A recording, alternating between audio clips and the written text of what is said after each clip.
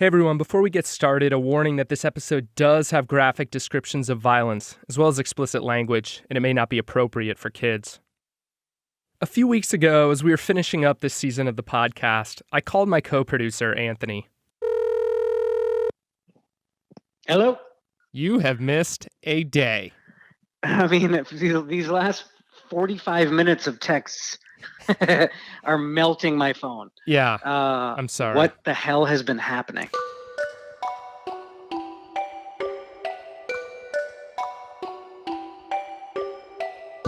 My name is Nate Scott. I'm a reporter and editor at For the Win and USA Today. This is The Sneak.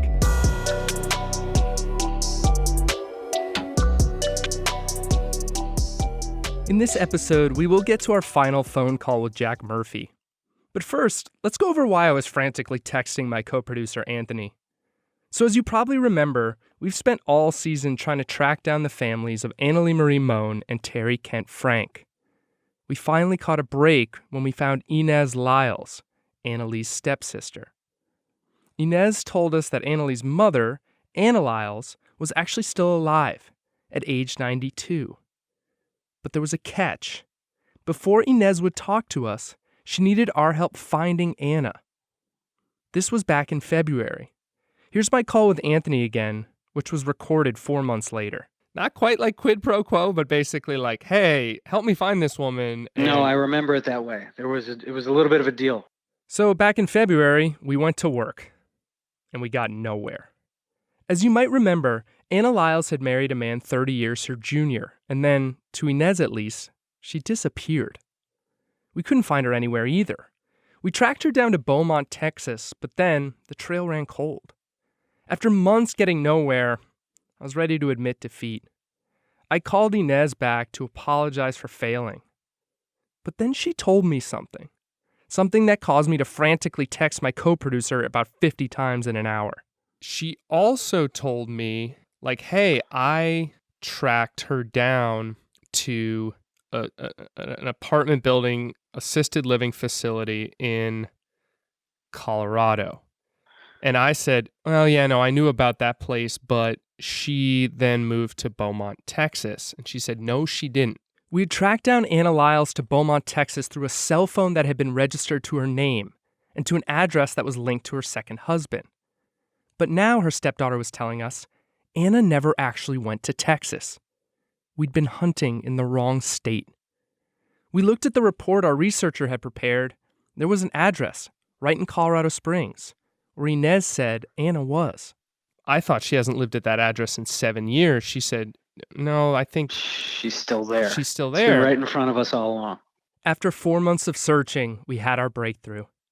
The address linked to Lyles was a senior living home in Colorado Springs. I called the building and spoke to a polite manager who told me that, yes, Anna Lyles lived there. But she wouldn't give me Anna's phone number or take a message for her. She told me I should write to Anna. So I wrote her a letter. I called Inez and told her what I'd learned. Then I figured I'd wait. I'd have to be patient. Then I got impatient. A few days later, I decided to go through the report my researcher prepared on Anna Lyles one more time. And there, at the bottom of the 8th page of the report, was a phone number with a Colorado area code. Back in February, I actually tried every phone number listed in the report, and there were a few. But all the lines were either disconnected or no one answered. But I decided to try the Colorado number one more time. It rang, and then a voice cracked through and said hello. I was speaking to Anna Lyles.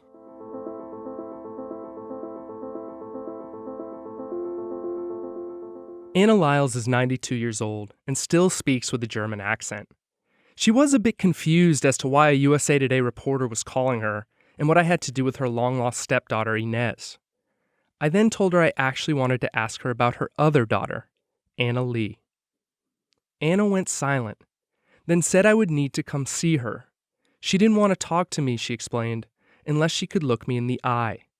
She said her English wasn't perfect, and she wanted to make sure she could see me so she could understand exactly what I was saying. She also repeatedly said she wanted to be sure I wouldn't be laughing at her, which confused me.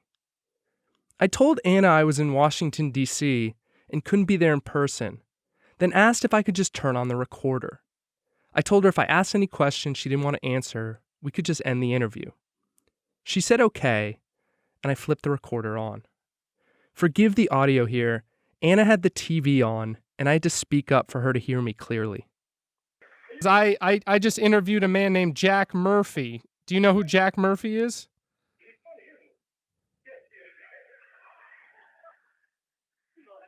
Oh my God.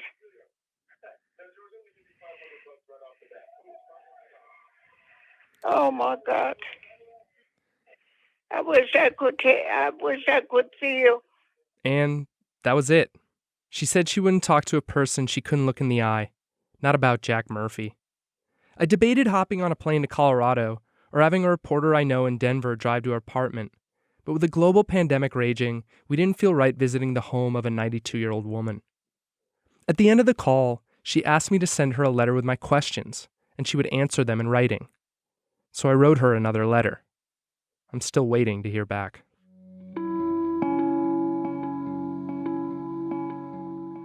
After I hung up with Anna Lyles, I called her stepdaughter, Inez, to let her know that I talked to Anna. I also wanted to talk with Inez because I was confused about a few things that Anna said, especially how Anna kept saying she didn't want me to laugh at her. True to our deal, this time Inez let me turn on the recorder. Here's from our call. So I talked to Anna. We were able to find a phone number. My researcher was able to find a phone number that was attached to her apartment. And we called, and she answered. And I have that number for you. It was interesting. She said she didn't want to speak with me because she couldn't look me in the eye, and she was worried that I was going to be mean to her or laughing at her once she found out I was a reporter. Okay. Does that surprise you? I'm delighted because I worried she might have memory problems. Inez was delighted because Anna distrusting the media meant that Anna still remembered what happened. Inez says that after Annalee's death, some members of the media had written horrible things about her parents. Anna saying she didn't want me to laugh at her confused me, but to Inez, it made all the sense in the world. We'll get into more of that later, but first I want to play more of my conversation with Inez.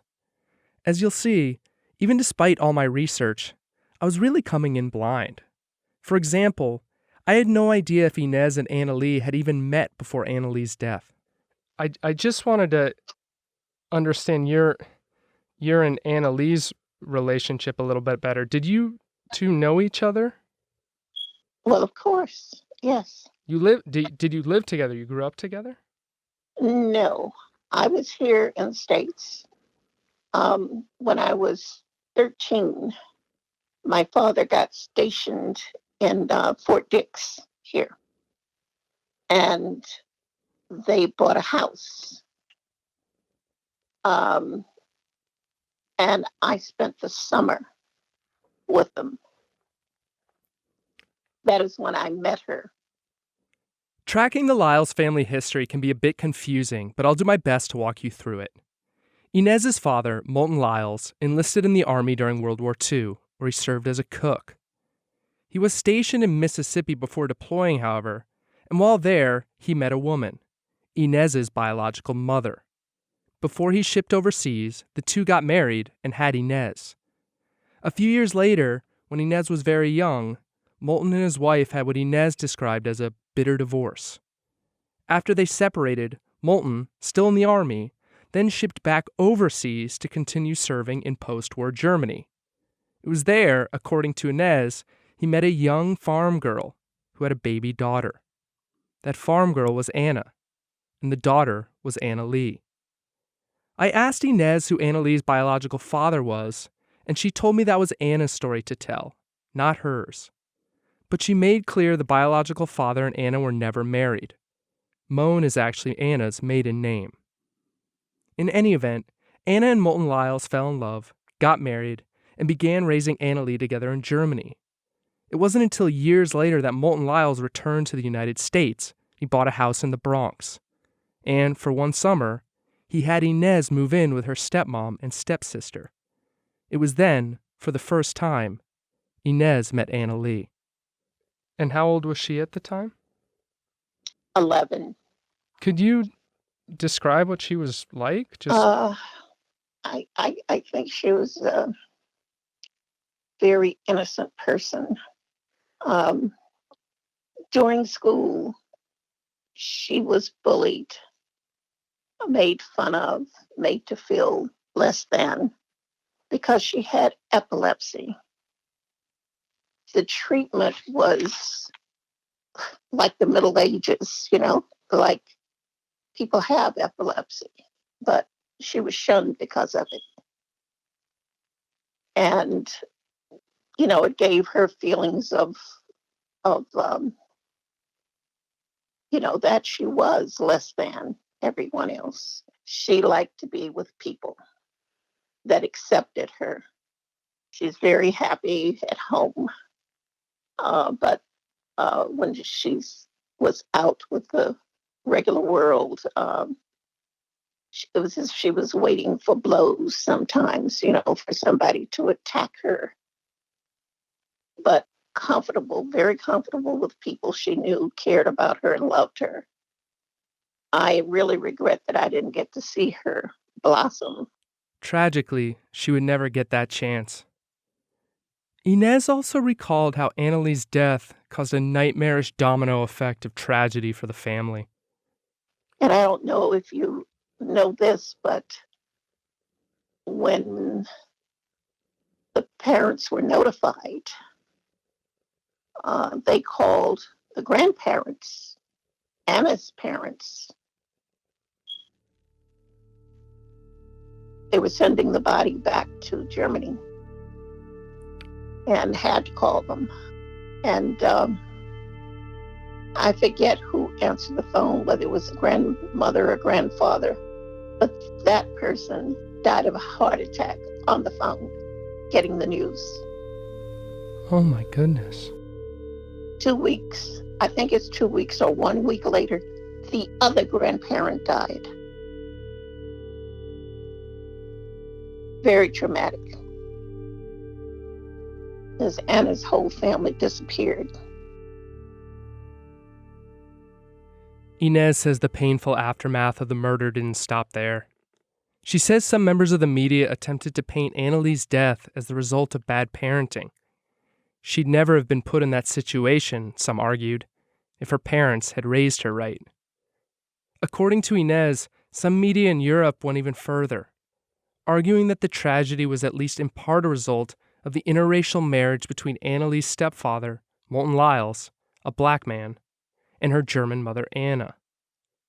Inez was in her early 20s at the time and did her best to avoid the news, but she still remembers the sound of her parents' voices as they discussed the disgusting coverage. I didn't read any of it. I just heard the horror in their voices. Just the fact that they were somehow blamed for what happened? Yep. Throughout the interview, Inez, now in her 70s, would occasionally drift back to the memory of her stepsister, which eventually led to her first reference to Jack Murphy. She was 21, but she was a young 21. So, these girls had to be swept off their feet, these older men paying attention to them in a club. That's how they had cased the place. They wanted to rob the place. They decided to get the girls to help them. Con men, as well as murderers. Did any of these men, Jack Murphy, Jack Griffith, did they ever reach out to your family? Of course not. No. They've never asked for forgiveness. Oh, no.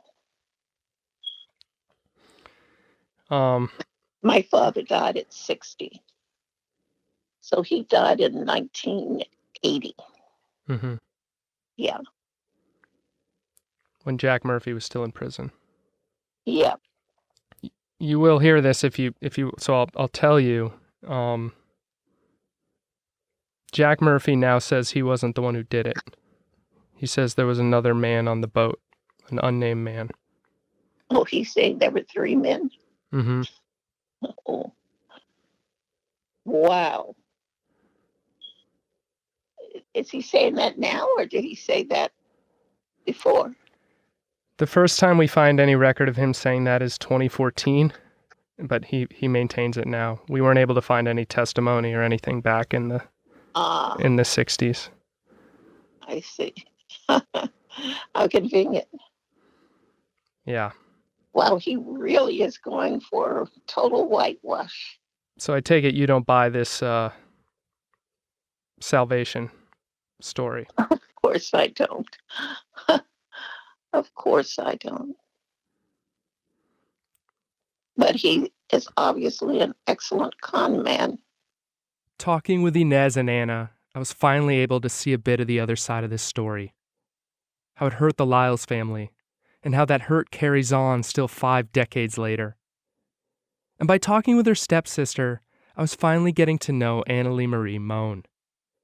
We never succeeded in getting a relative of Terry Kent Frank to speak with us, but it's wrong to say that we don't know anything about her. Terry and Annalee were young friends, working together, and making a life for themselves in Los Angeles. And, as horrific as they were, the last minutes of the lives of Annalee and Terry can tell us something about the 2 women. I'm going to issue a warning here because what I'm about to describe is very graphic.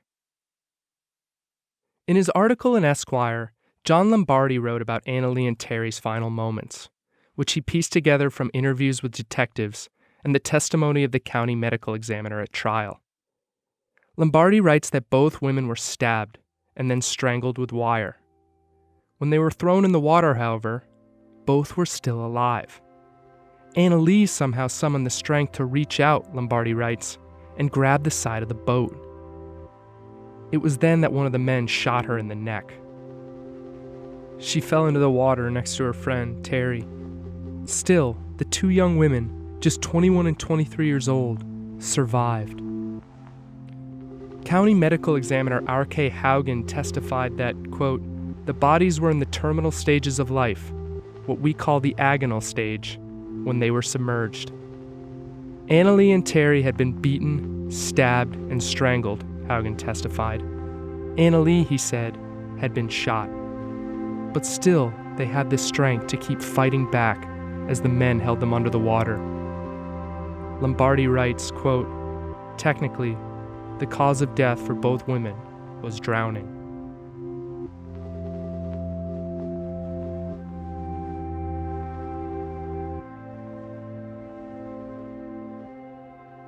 As we were finishing up our reporting for this podcast, Sports Illustrated ran a cover story on Jack Murphy. A couple days after it ran, I called up the reporter to talk with him about it. I'm going to start by asking you to introduce yourself. Sure. Brian Burnsted. I'm a contributing writer with Sports Illustrated. Brian's piece was titled What to Make of Murph the Surf, and it was well done. He didn't limit his story to the heist. Brian wrote at length about Whiskey Creek. In the piece, Jack tells the same story about Whiskey Creek we got, the one where the unnamed man pulled the trigger. Unlike us, though, Brian got to see Jack working in prison, something we didn't get to see. I asked Brian how he reconciled Jack's good work in prisons with what Jack was convicted of doing in Whiskey Creek.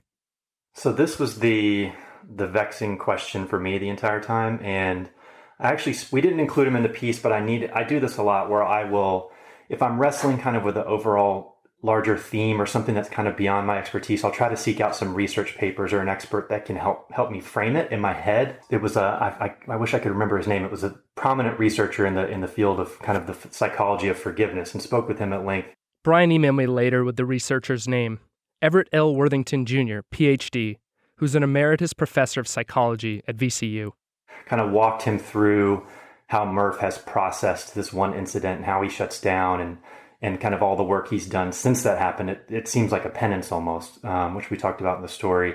And so to me, it seems like because it's it's so vivid and so horrific in his mind still. I mean, like we talked about, the way he kind of shuts down a little bit when you bring it up, and when you can see him kind of going through those mental images in his head when he's talking about it. I'll admit, this was something I hadn't considered. That Jack wouldn't come clean about Whiskey Creek, not because he was trying to keep it out of his story, but because he was traumatized from it. I think that's why he can't quite go there and can't quite cop to it or wants to dance around it a little bit, is because it is just so grisly. I mean, that's why we led in the piece with the details of it. It's I mean, murder is awful in any circumstance, but this felt particularly grisly just based on what happened to these women. Brian also told us about watching Jack preach in prison and seeing him work a large crowd there. He really liked being kind of at center stage, being the star of the moment in front of this crowd. I think he really fed off that. I think he kind of needs that. He also got to see another side of Jack. Now, contrast that with the kind of one-on-one interactions I saw him have. Those were not the pizzazz, the showman. That was a little more, that had more depth to it. You know, certainly, like we have in the kicker of the piece in the isolation wing, you know, I'm not particularly a religious man, but just seeing him try to have these connections with these guys that are kind of locked in these grim cells and try to talk with them, almost having to scream to get through. The doors were so thick, to scream to talk with them, and just kind of give them that 30 seconds or that 2 minutes of connection with someone they may not have had in a while. That was really powerful to watch, just on a human level.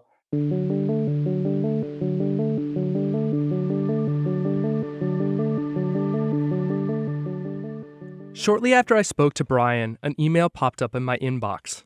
It was from Sonny Gretch, Jack's accomplice from the Wafford Robbery. Gretch had read the Sports Illustrated piece, and he was furious. I called him that afternoon to talk about it, but he didn't want me to turn the recorder on. A few weeks later, however, I called him back. This time, he let me record our call. Forgive the audio quality here. Sonny was driving as we spoke. Why did the SI article make you so angry? Well, because number one, I think it didn't make me angry, but it just upsets me that people still find him murdering two girls interesting news after all this time.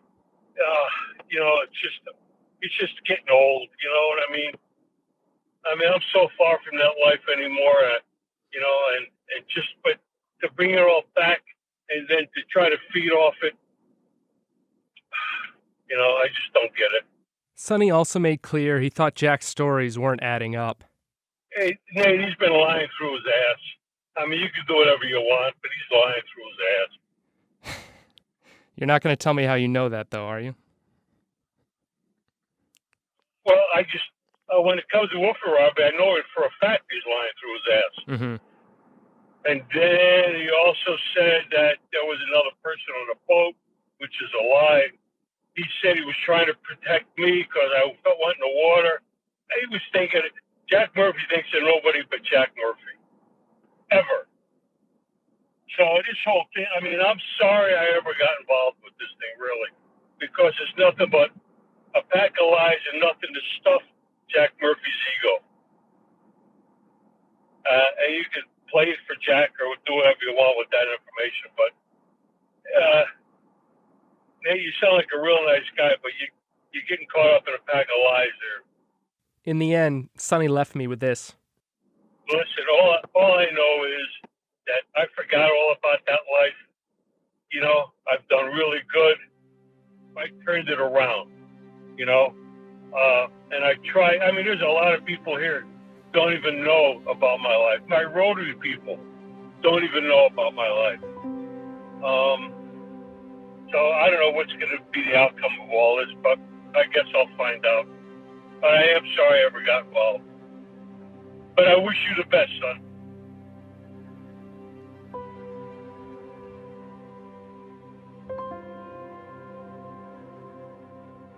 I still had one more phone call I had to make. It was one I was equal parts excited about and dreading. I had to call Jack Murphy. I was nervous because I knew what had happened to other reporters who had confronted Jack Murphy about the inconsistencies in his stories. According to Esquire writer John Lombardi, Jack had shown up in his hotel room to confront him. And Jack himself bragged to me about getting past security to the desk of Florida Today's Frank Donnelly. He never got violent or anything, but this was a man who didn't like to be cornered by reporters. Still, I had to call him. And one evening, just before we wrapped this podcast, I did.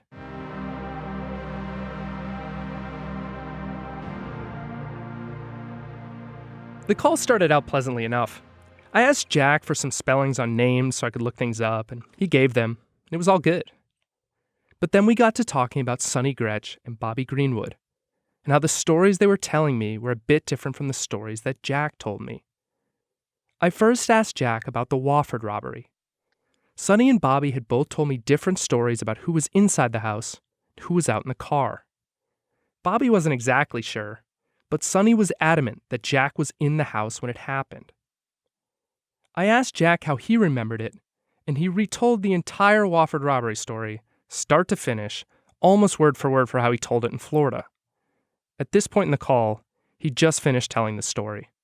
I remember this story, and most of the details are the same. It's just Sonny had you and Paul upstairs, Bobby out in the car.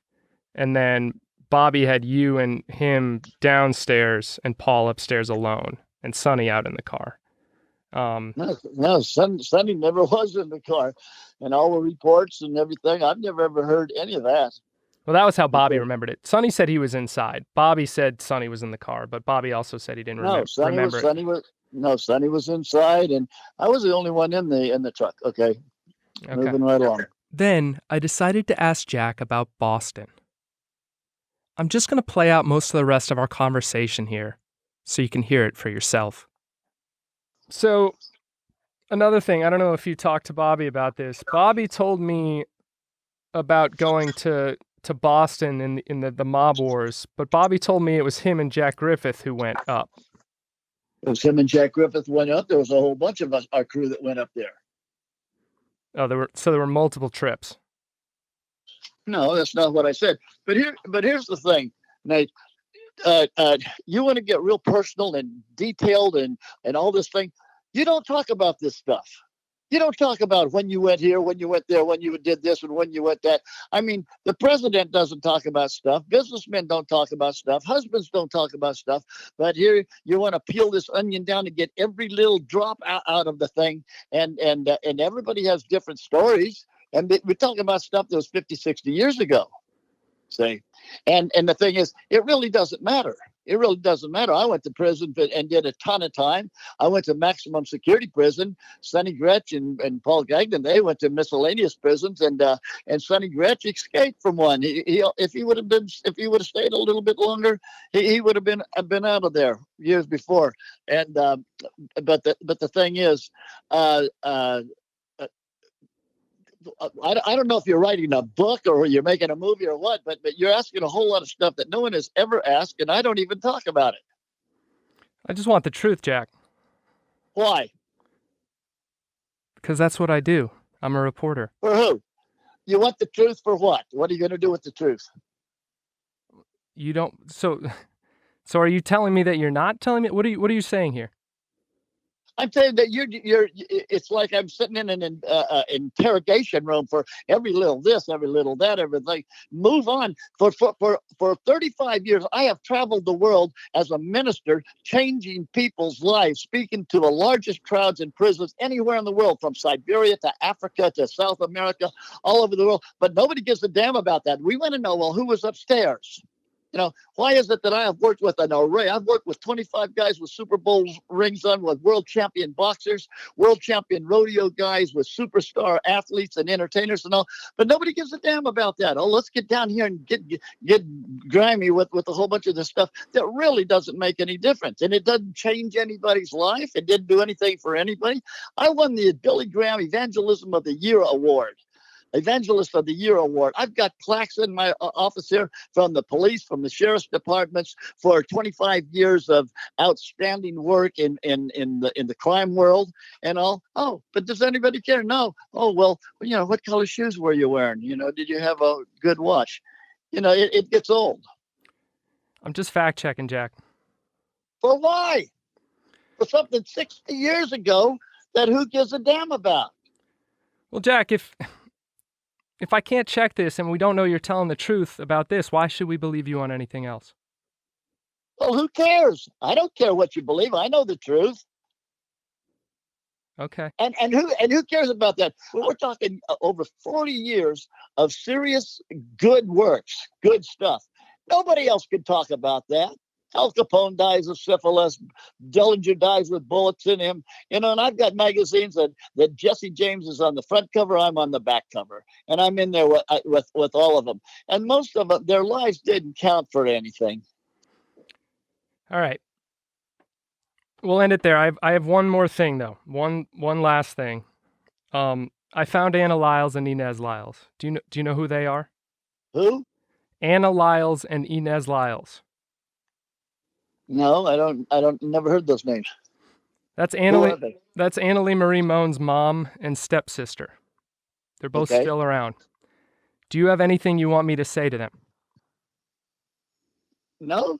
Here's 50 years later, these names come up, and supposed to have something to say to them. What am I supposed to say to them? What am I supposed to say to their relatives that stole $1 million worth of stolen stocks and bond, who was already hanging out with gangsters, hanging out with bad guys that I learned later on, and then they want to play in the fast lane here, okay? And what am I to say to them? I'm sorry. I'm very, very sorry for all of the people involved in all of that. But the thing is that was just like we're reading the newspaper now. These kids got killed up there in Seattle, or somebody got killed over. I'm sorry for that. People should. Life is a precious thing. And I'm sorry that I made the mistakes and screwed it up. I'm sorry that my friends did. I'm sorry that what was her name again? That Anna Moan or something? Anna Lyles? Yeah. But the thing is, last night we were doing a study on obedience. And they said, they were talking, well, what is obedience and what difference does it make? And I said, there's a what do they call it? Assisted living place right in the heart of our town here. And up on the top, it says a mission statement. The mission statement says, do the right thing. I said, that's the problem right there. I said, everybody that I've ever met, they're trying to do the right thing, but they have a different understanding of what the right thing. Look at the Democrats. They're trying to do the right thing. It's totally different than the Republicans. And these guys are doing something, and the racial stuff is everybody. Nobody's trying to do the wrong thing. They're trying to do the right thing.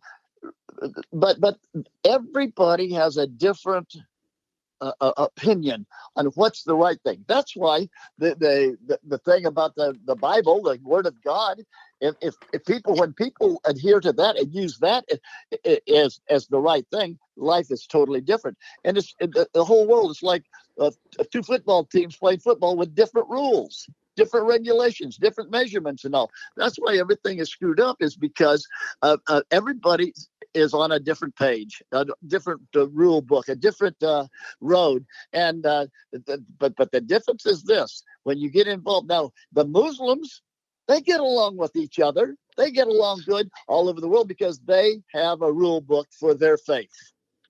And the Christians, they have a rule book that's a spiritual rule book. And when you are obedient to it, that's where the obedient lesson came in last night. Things work a lot better. And so, unfortunately, those people that we're watching in the news, the young people, they certainly are on a totally different rule book than some patriot that went to Vietnam, or some grandmother who lost her son in the war and all. And until everybody gets on the same page, it's not going to change. The Bible says that it's not going to change. It's going to be here forever. But that's kind of the bottom line. Jack, I'm sorry. I don't know what that has to do with Anna Lyles and Inez Lyles. I don't either. You brought their names up. I haven't heard anybody say those names in so many years. I don't know either one of them. You can't empathize with them for what they went through? What do you want me to do? What do you want me to do? Say something profound and humbling and crawl on my belly through a bunch of glass or something for something that they had nothing to do with at all? And I am sorry for them, just as I'm sorry for the the people in this country that are going through the turmoil. I'm sorry for them because they don't get it.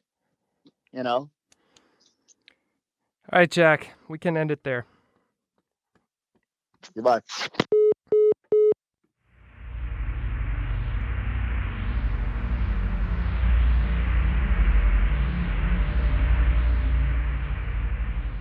Thus ended my time with Jack Murphy. After hours upon hours of conversations about surfing, Miami Beach, the Star of India heist, the power of the church, it was over in an instant. As of July 2020, Murphy is still doing his prison ministry work. Along with his business partner Dominic Fusco, he's also still working to sell a feature film based on the story of his life. Jack told me they want to make sure the movie tells his story the right way. He wants it to be an inspirational movie, one that testifies to the power of Christ. To end this podcast, however, I want us to go back to Inez Lyles, the stepsister of Annalee Marie Moan. During our call, I asked Inez to remember her stepsister, not her tragic end at 21 years old, but rather what Annalee was like in her all-too-short life. This is what Inez told me. She was a romantic,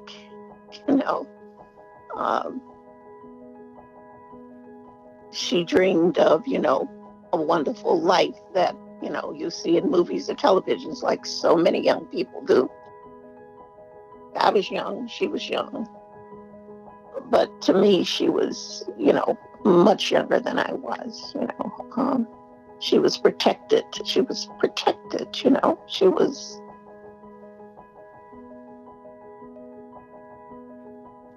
delicate. Her feelings, She had such an innocent life.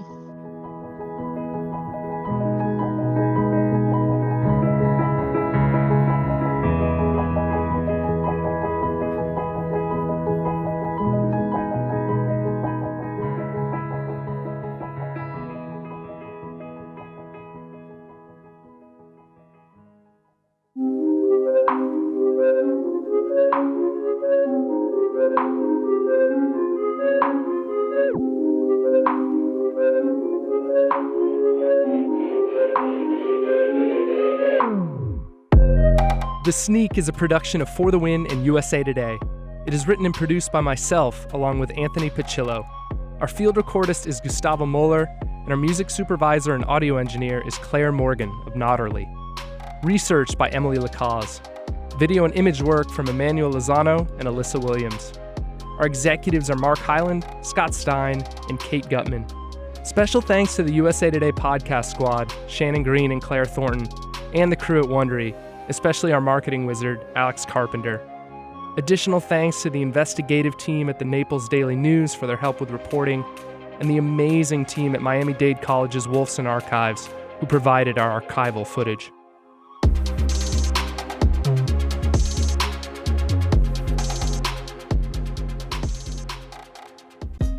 Hey, thanks for watching. If you like this video, check out these other videos from USA Today to stay up to date with all the latest news.